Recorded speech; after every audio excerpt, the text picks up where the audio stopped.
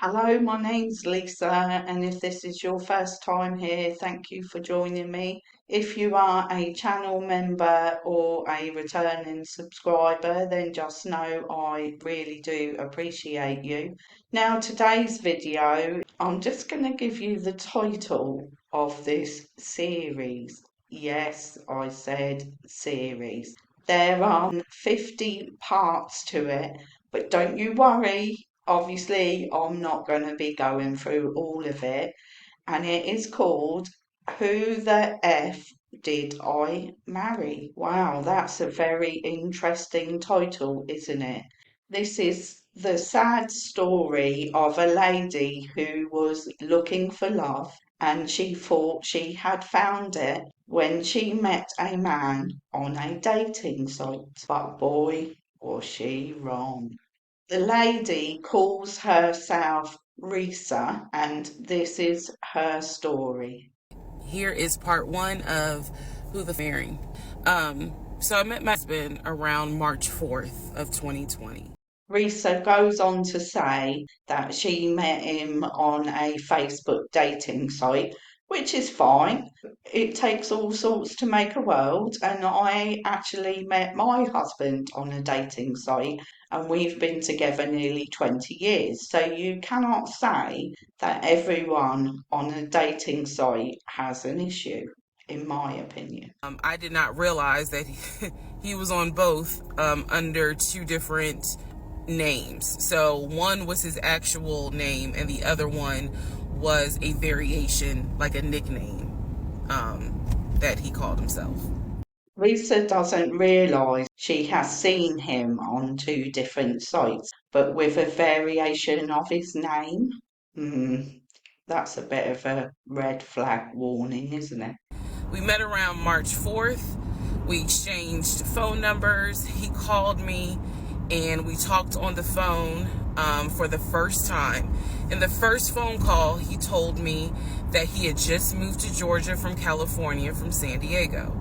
His job had transferred him because he was being transferred in as the new regional manager for a major condiment company that is based here in Georgia. And so we also talked about his childhood. He told me he grew up in Philly. He's from Philly. Both of his parents were deceased. This is the first phone call. His father was a Philadelphia police officer. His mom was a teacher. He also told me he briefly lived in Augusta with his family. He had two brothers and two sisters. He also had two half-brothers on his dad's side. Just a bit of a heads up about what Risa said there. That information is very important for later. So please try and remember it. Also in that phone call, he explained to me that he used to play football. He explained that he used to play arena football. I know nothing about arena football. Until I watched this, I had never heard of arena football either.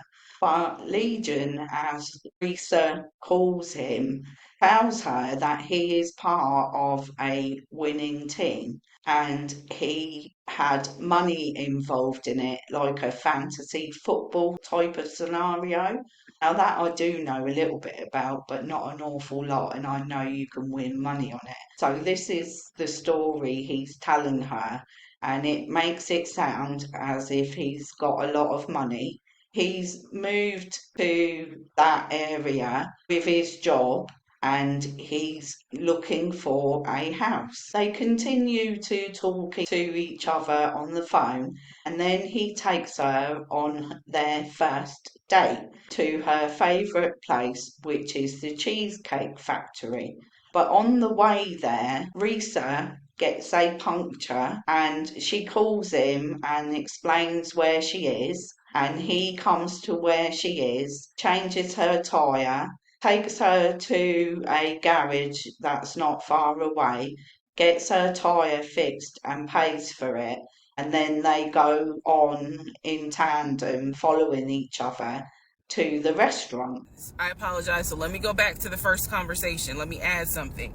He did tell me in the first phone call that he was divorced, and that his ex-wife, she had 2 children, a boy and a girl, who were teenagers, young adults. I think the girl was about 20, and he said that he had a very close relationship with his stepkids, but that he and his ex-wife had divorced because she cheated on him out in California. And so coming to Georgia was a new beginning for him. Oh, that all sounds plausible so far, doesn't it? Obviously, we wouldn't be here if it was. We go in, there's a long wait, and so we sit outside and we just talk. And the conversation's great. And this is where he tells me what it is he's looking for. He tells me, I believe at the time he was 42. He was like, I want to get married and it be for real. He's like, my parents were married 40 plus years before my mom passed away. And I want that. I want marriage, family, a house. Like, that is what I want. He's like, I'm as a man, I'm ready to get married, but I want it to be for real, because the first time, it really hurt me when she cheated on me. So he's telling me everything that I wanted to hear.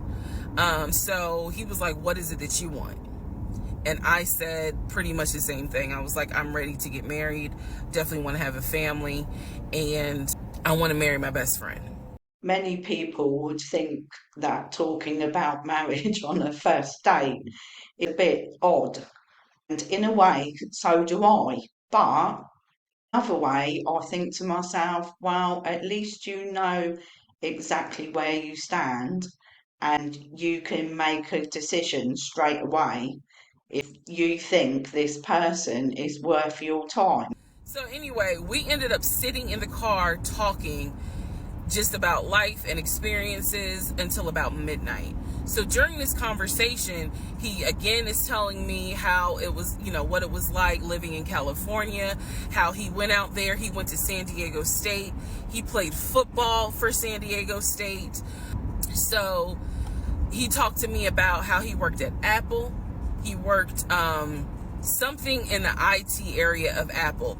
Sounds like a real catch at this point, so what could possibly go wrong? Well, stay tuned to find out. We ended up talking. Mind you, our first date was March 7th. And within about 2.5 weeks, Brian Kemp, our governor, shut Georgia down. We were going to be on lockdown. Because of the lockdown happening, they had to make a decision as to what's going to happen. And he's living in a studio apartment, and Risa is living in a 3-bedroom, 2-bathroom house. So they decide to move into her house. The deal is he is going to pay all of the household bills. They move in together, and they're talking about purchasing houses. And during the conversations, Risa says, how much can we afford for a house? And this is what he shows her. So this is when he showed me a letter from Chase with the Chase logo at the top, stating that he had been approved for a mortgage for a $750,000 mortgage, or a $750,000 house. And I remember asking him, can you afford the mortgage on a $750,000 house? Because I know I can't. This is when he explains to me, I told you how I played arena football. I invested my money really well. So he said, I have money that will help pay for the mortgage. He was like, we're good. Like, I'm financially, I am okay. He was like, that's why I'm able to get approved for $750,000 mortgage. So he told me that his money was in different savings accounts. He said he had an account with Chase Bank, he had an account with US Bank, and he had an offshore account. Lisa goes on to say that He never ever proved to her that he had this money. But at this point, she had no reason to doubt him. They go online and look at houses, and every time they find one, they have to tour it virtually because of the lockdown. They look at a few houses and then they find one that they both really like. And Legion, as Risa calls him, tells her that he has put in an offer on the house. So everything's going along smoothly until one day the realtor calls Risa and says, I've put the offer in, but now it's time to show proof of available funds. And Risa goes on to say, you will need to talk to Legion about that because my name's not going on the mortgage. And then Risa's told the offer has been accepted.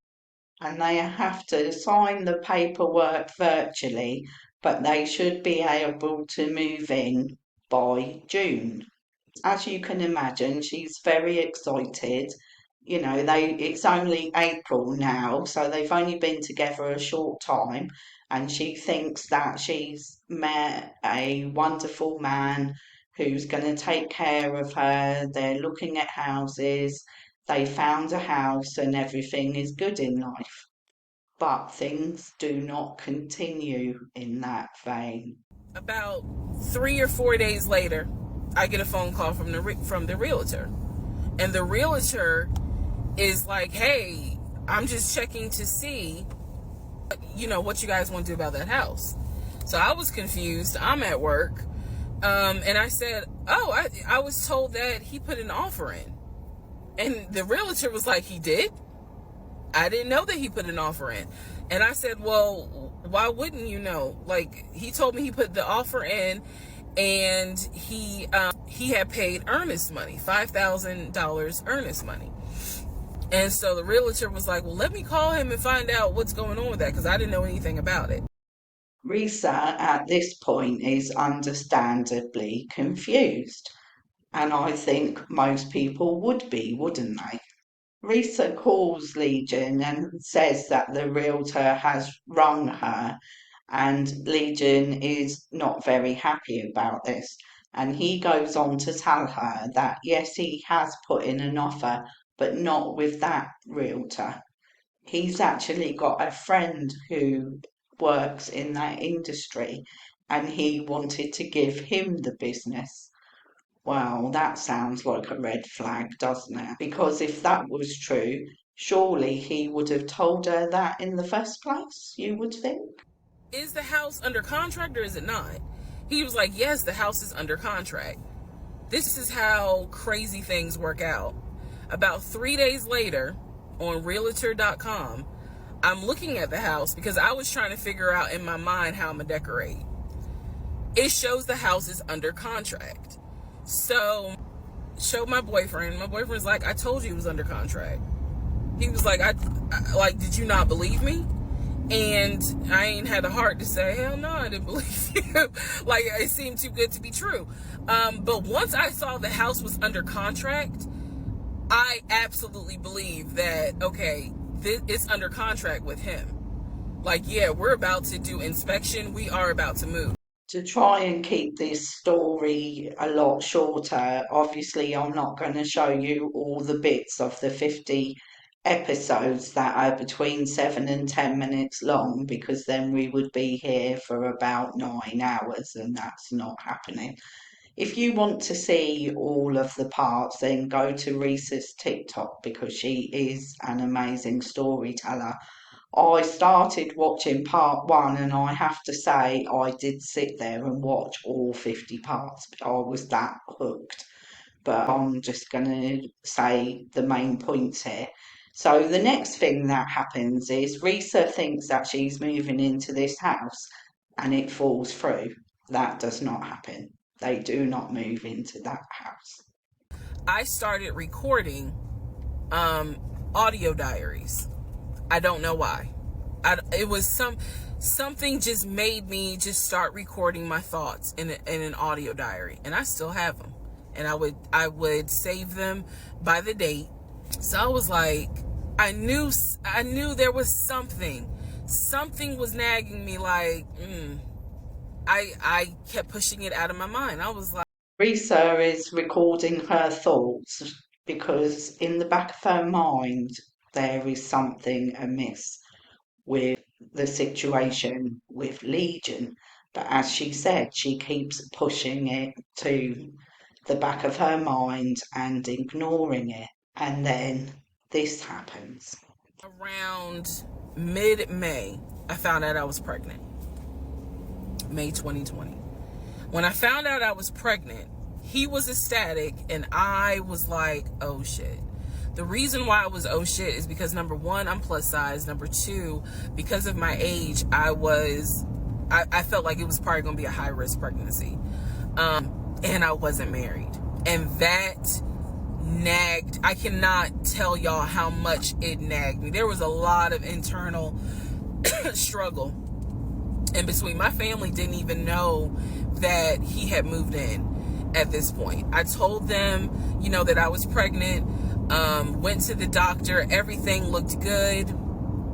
But again, because it was COVID, he couldn't go in with me into the actual room. So, doing any sort of ultrasound, doing the blood test, because my HCG levels were really high. So the doctor was like, hey, it might be twins. We don't know yet. You're still kind of early, along. Because Risa is now pregnant, there's even more of an urgency to find their forever home. And I have to say at this point, don't forget all of this is happening during the lockdown. And I feel that it plays a big part in this story and why some of the things happened the way they did. Just going to put a trigger warning here. Unfortunately, a very sad thing happens and Risa miscarries the baby. And that causes all sorts of other problems because she has to go to the hospital and Legion refuses to take her. He tells her that he's just been made the vice president of this company he's working for and he has a very important meeting, so he can't take her. What kind of man does that? And then she's there at the hospital, and when she comes around in the recovery room, she's asking for him, and the hospital have been trying to ring him and just getting his supposed assistant on the phone. And she's only meant to be there for about an hour and a half, and then she can go home. And he doesn't turn up for 3.5 hours. She must have felt very alone at that point. A few weeks go by, and they pick up the house hunting again. Because of what happened with the house in Douglasville, I felt like I was smarter this time to say, I want to be involved in every aspect. But what I do know is that he lied to me. At this point, Risa knows that she's been lied to, but she can't prove it. But in her heart, she knows. But she still continues looking at houses with him, and they find a house for $699,000. And Legion says he's going to pay cash for it. Risa sees him sign the contract, and because she's been more involved this time, she believes that everything is going to go through. But as in the last case, that isn't what happens. They want to see a proof of funds again. And Legion says, no, I want the house offer to be accepted and then I will show you the proof of funds. And Legion knows that's not how it works. So what he's doing is getting Reese's hopes up all the time and then dashing them. That seems to be the way that he gets excited, which is pretty sick, isn't it? And the thing is, he doesn't only do this with houses. He takes her to high-end car dealerships and tells her that his company is going to buy him a company car. And the same thing happens. She sits there with him, she test drives with him, they sign contracts, they agree to transfer funds, and oh, what a shocker! The person who's going to transfer the funds has actually gone home for the day. So that never happens either. At this point, I really have to say, why is she still with this man? Because I'm pretty certain I wouldn't be. Would you? Let's continue with the saga and see what happens next. My ex-husband's parents, mom and dad, are both deceased. So he has a number of siblings. He has two, with his parents, he has two brothers. One is older, lives in Philly. One is younger by 2 years. He has two sisters. He had two half brothers that were through his dad. The brother that lived in Augusta, I have physically met in person, shook hands, hugged, all that. The brother that lived in Baltimore, I have FaceTimed with, talked to him. The brother that lived in Philly, the older brother that he looked up to, I have never talked to him on the phone. I would always talk to him through my ex-husband. He talked to John every day from starting around July after the grandmother passed away. He would talk to John every morning. Grandmother passed away. He called me around April or May that his grandmother passed away. He was distraught. He was crying. He wasn't eating. He was just sitting there listening to music, not watching TV, just sad, because he was like, you know, my grandmother was always my support system. It sounds like he's part of a very close-knit family, doesn't it? And I know what that's like. I spend a lot of time talking to my parents and my siblings. Family is good. And it's very sad that his grandmother passes away. I feel quite sorry for him at this point. Time moves forward, and because they both come from religious backgrounds, their families are saying, you know, perhaps you ought to get married.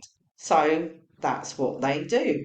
They apply for a marriage license, and Risa is filling up all the forms, and she needs Legion's social security number.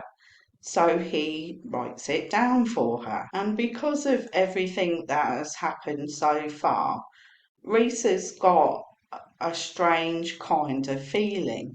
So she carries out a background check on Legion, which I think is a very strange thing to do with someone that you are going to marry. And that's not something that happens where I come from. I would imagine in America it's pretty normal, but it's just not normal in the UK. And surprisingly, nothing comes up. So in Reese's mind, there's no reason not to get married. So that's what they go ahead and do. Once they're married, Legion's behaviour starts to change. So what was starting to change is, remember I said before, he would leave the house every day at around 6:15. He would be home every day between 3:30 and 4 o'clock without fail. It was so, I shouldn't say it was annoying, but I could set my clock by the fact that I would hear that garage door open between 3:30 and 4 o'clock every day that he went to work. Even during lockdown, he still had to go to work. His job was only locked down for maybe a week. So Legion he started to not come home by 4 o'clock. He started to come home 5, 5:30, 6, 6:30, sometimes 7 o'clock. That all sounds very suspicious, doesn't it? It definitely was noticed that things are changing. At this point, kind of emotionally and mentally, I was just like, I don't know what to do. This is the end of January. Remember, I told you, and I got married January 5th. By January 31st, I kind of knew I was in trouble. And by the end of January, sure enough, I knew things were changing in a way that I was like, but when I say that, it really seems like we got married January 5th, and then we had 2 weeks of peace, and then something just snapped. I literally mean something just snapped. So the weekend after my birthday, he gave me money to go to the nail salon, go get a manicure and pedicure. In the chair getting a pedicure, and I get a text message from my husband saying, someone was just at the house looking for you. I'm like, who was looking for me? Who was it? And he said, I don't know. I think it was this is through text. I don't know. I think it was some dude you used to mess with. He does a good gesture. He gives her money to have a manicure and pedicure, but he can't seem to let her enjoy it. He's telling her that her ex turned up at the house. And she finds that very strange because before she met Legion, she had been on her own for over a year. And she just cannot understand why, out of the blue, her ex would turn up. So she goes and talks to her neighbour who has got a camera that looks over their driveway, and she asks if anyone turns up and then goes home. Then she gets a text from her neighbour saying, no, nobody turned up at all. Risa is still ignoring all of the red flags, but she's looking for a new job and she needs Legion's social security number. So he writes it down for her. She looks at it and thinks, I'm sure that's different to the one that's on the marriage license. And when she checks, she's right. It is a different number. And she does again what she did before, a background check. And this time she finds out a whole lot of different information. Back on this particular background, where was all the addresses that the social security number, I guess, had been attached to. So all of the addresses, the states were Georgia, Rhode Island, Pennsylvania. What I did not see was California. So I thought that was weird. I thought, okay, maybe this is not a complete background because clearly he went to San Diego State. It's on his resume. It's on quite a few things, social media. So clearly he had been to California. So maybe I just need to do a different background check. Risa is still in denial at this point because even though the information on the addresses is coming up, she still doesn't seem to have any idea of the amount of lies that have been told so far, but she soon will. When I ran the background the second time with the second social, it showed me states of Georgia, Pennsylvania, and Rhode Island. And that's all that I saw in terms of addresses. I didn't see anything for California. So by this point, we're moving into May of 2021. Things are starting to reopen. One of the things that reopened was San Diego State. So I called San Diego State. I called the registrar's office. Someone did answer. There was instructions on how to request a transcript. I was able to try to request it online. You needed the student's name, and I believe you also need their social. And when I typed it in, it said no results found. I believe that I sent an email asking, this person is saying that they were a student there. Can you verify it? The response I got was there were no records found with that social security number. So I'm like, okay. I asked him about what's the deal about San Diego State. He was like, what are you talking about? And I said, why is there no records of you there? Just came right out and said it. Without missing a beat, this man said, well, I was a private citizen. And what he said is that when he started at San Diego State, his father paid money so that his name and social would not be publicized and he would be considered a private student, a private citizen. He said that he had a card where all he had to do was show the card. He does not have to give his name. He does not have to give any information because he had that card. He said so San Diego State would not have any record of him, but he was in fact a student there. How can he realistically expect anyone to believe that? I mean, that would be a fire hazard.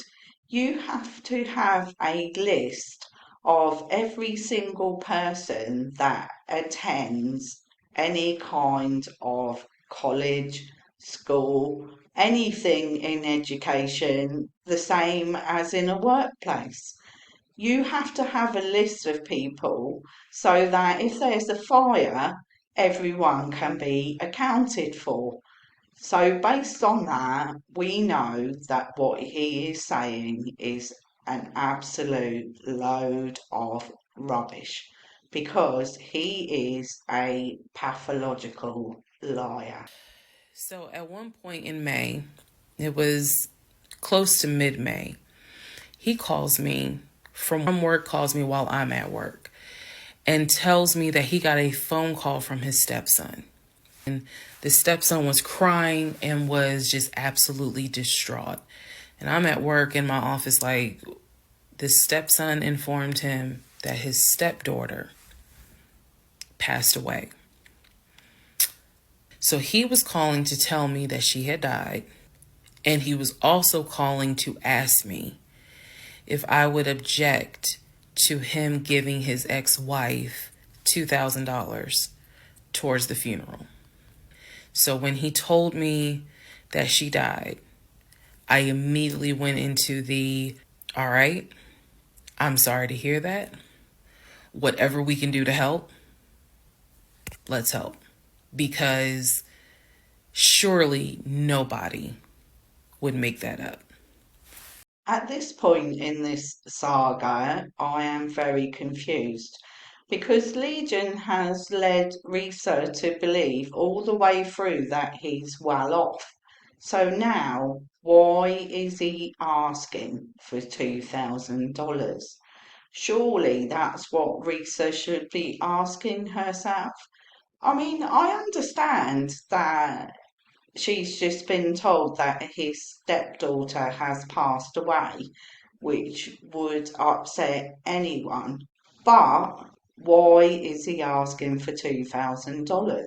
I have to say though, at this point, Risa is getting kind of agitated, worried, and starting to not believe everything she is told, and her suspicions are being aroused more and more. So she decides to carry on digging through the social security number. She finds the divorce records and discovers that he has lied about that as well. Because in the divorce paperwork, it does not say anything about one of them cheating. And it also goes on to say that Legion was so poor that he couldn't pay for his part in the divorce, which comes as a total shock to Risa. Risa makes a decision and she talks to the ex-wife, and what she tells her is not good news. She says that she never cheated on him and that he is a pathological liar and not to be trusted. And Risa, after having been told that her daughter died, thinks, well, this is my opportunity. So she says to her, "Oh, how is your daughter?" And the ex-wife says, "Oh, she's absolutely fine, thank you for asking." During her search, she also discovers that the mum and the grandmother didn't die when he told her they did. They had died many years previous. She also discovers that what she's been told about his family is not true either. He said that he had two sisters and four brothers. In fact, he has no sisters and only two brothers. I said to him, I said, Legion, obviously I called him his name, Legion. I said, I'm going to ask you something.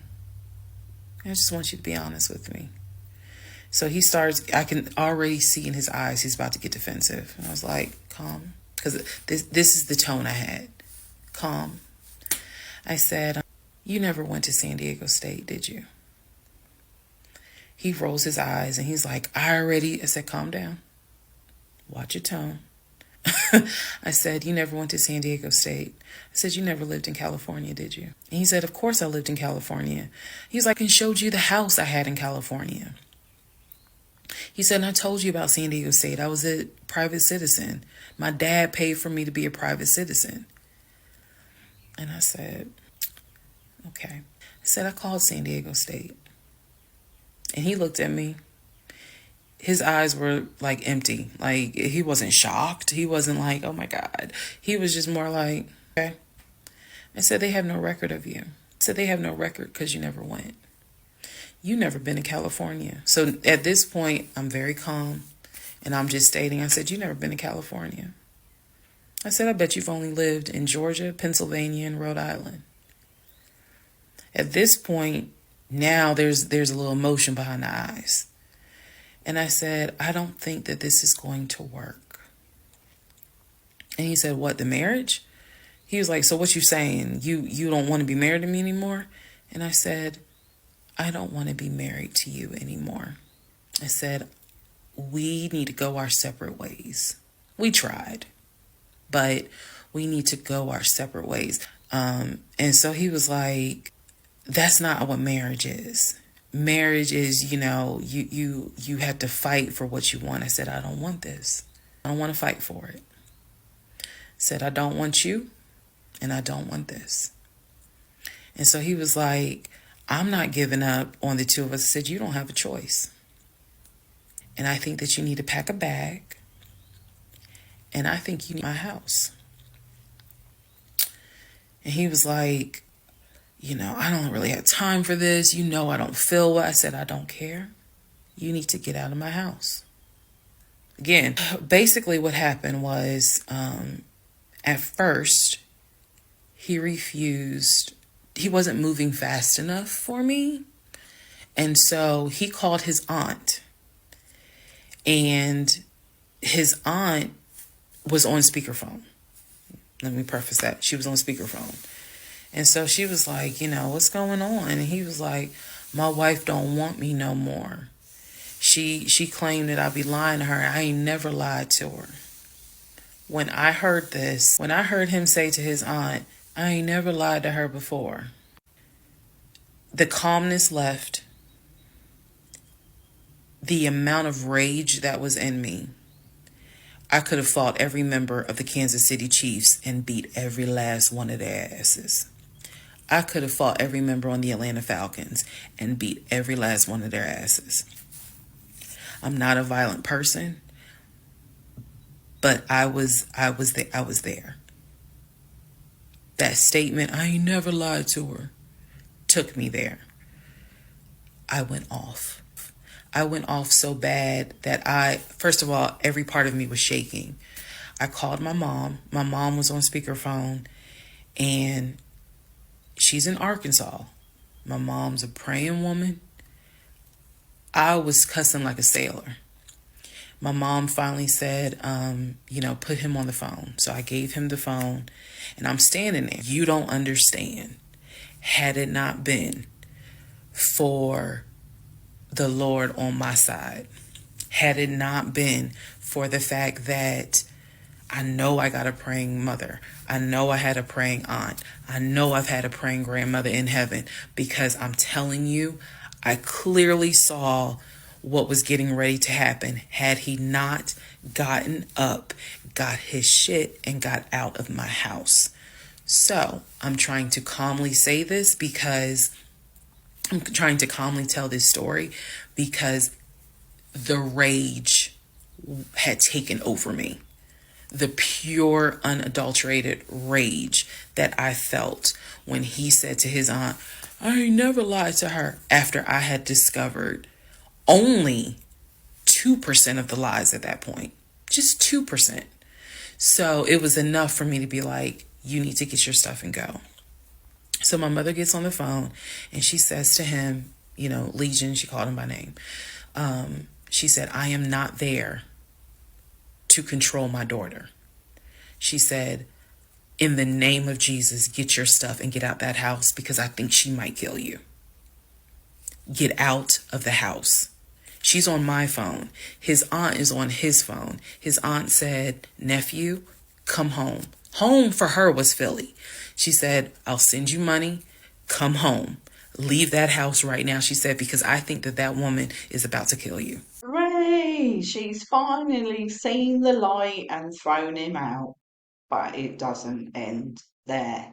A few days later, she gets a phone call from his cousin wanting to find out what is happening, because Legion has told the cousin that he caught Risa in bed with a law enforcement officer, and he had made Legion leave at gunpoint. And Risa's like, no, none of that's true. She said, I just found out his lies and I asked him to leave the house, which he did. And the cousin goes on to confirm that they also know that Legion is a pathological liar and they believe what she is telling them. And this is where she finds out about even more lies. Earlier on in the story, she said that he spoke to his brother every single day of the week, and she brings this up. And the cousin says, well, his brother hates him, hasn't spoken to him for years, so I find that very hard to believe.